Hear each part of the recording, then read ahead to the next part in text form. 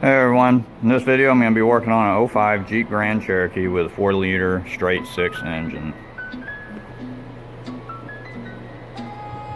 I'm going to start removing the radiator by taking out the coolant hose. As you can see, the radiator is busted, but there's a couple of bolts down on the side, and I'll be taking the condenser off on the front with that bolt there, and then taking one off over here.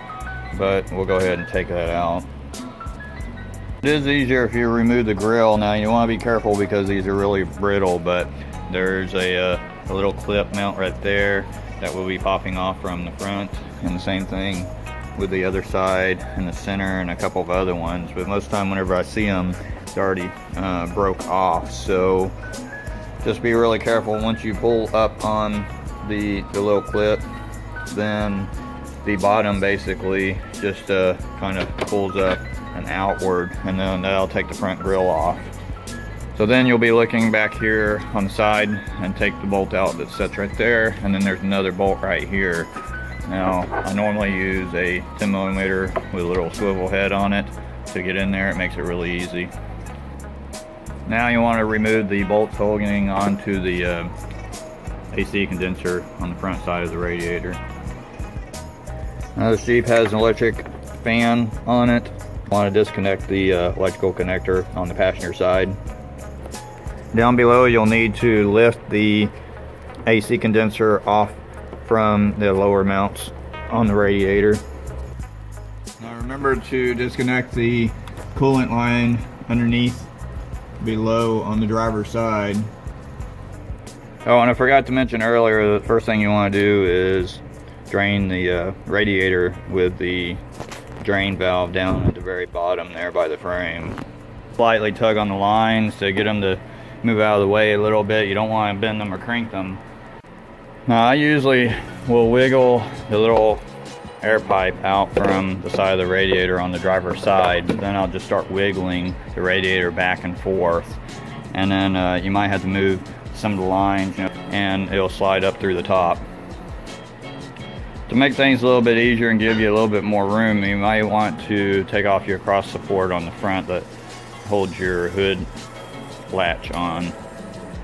So there's a couple points on each side that you'll need to take off, and then if you want to completely remove it, you will have to take your hood latch loose. In this case, I just found out that the front end of this Jeep had been pushed back. You can see right there where this whole front end has been pushed in, so I ended up having to take the AC condenser out first in order to get the radiator out, because it just wasn't enough room to squeeze it out. So you can see right there where the crush points are on it have been tweaked, but whenever you take the AC condenser out, all you do is disconnect the 2 bolts on this side, and then you got the one right here for the cooler lines, and you'll go ahead and lift that condenser straight out. And after I got that out, I was able to wiggle the radiator on out. So the next thing I'm going to be doing is removing the belt, and then removing the pulley, and then removing the tensioner and the harmonic balancer, the crank pulley, off down there, and then that'll give me access to the timing cover. So I just used a 19mm socket to remove the crank bolt, and I'll be installing a puller like this and using the bolts that's in the balancer to pull the pulley out. Now when you attach your puller, you want to make sure that you use the right threaded bolts into the holes there and get enough threaded in so that you don't strip the holes out. You also want to make sure that you put one of your flat ends on the puller so that it's on the outside of the crank there, and then you'll just start turning it in order to remove the pulley off. Now you may have to put a leverage pipe on here like this as you're turning to remove the pulley off.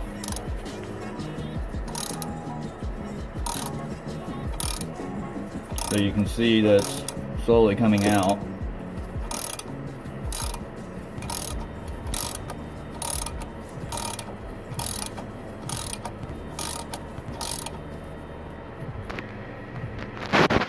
And once you get it off, you don't really have to worry about what direction it came off because it has a groove right there and a Woodruff key inside of the crank.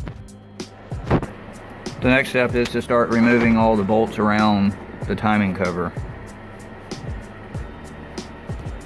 So you'll have some 10mm bolts all the way around, and then you'll have your two 16mm bolts, and then you'll also have a couple of, I believe, 11mm underneath on the pan side. So make sure you take all those out before you try to take the cover off. So once you get all the bolts out, you should be able to pry the cover off. Now I normally get a screwdriver and come right back here on the back side, right to the right below the water pump, and I'll start pulling on it there. And you can see it's going to start coming out.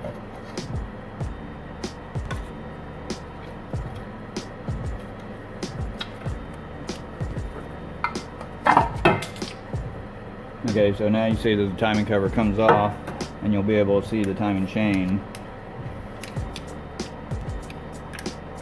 You can see how much slack there is in that, quite a bit of slack. Now normally I would go ahead and time this engine and put a new timing set on it and send it on down the road, but I'm going to show you that these engines are not bulletproof like what people claim. If you look down in there, you can see the destruction. You can see all the pieces, destruction inside of the engine. So really at this point there's no point in going any further on this engine. It's completely destroyed. Now if you look, you can see what looks like pieces of a piston. There's a piston ring. I mean, the whole thing all the way across, I mean, it looks like the whole engine just completely apart. It's just going to be more cost effective to get a salvage yard engine and replace this engine instead of going any further trying to fix it. But it's also easier to pull off the timing cover to see if the engine's bad instead of pulling the head off. So I guess this video ended up being a check the engine for word destruction instead of changing out the timing set. But this engine is totally destroyed and I will be replacing it. So I'll probably make another video about how to swap this engine out. I'll have to go find one out of the salvage yard and put it in and then go from there. But anyway guys, thanks for watching my video today. If you liked it, give me a thumbs up. If you haven't already, hit that subscribe button for me. And thanks for watching. I will see you in the next video.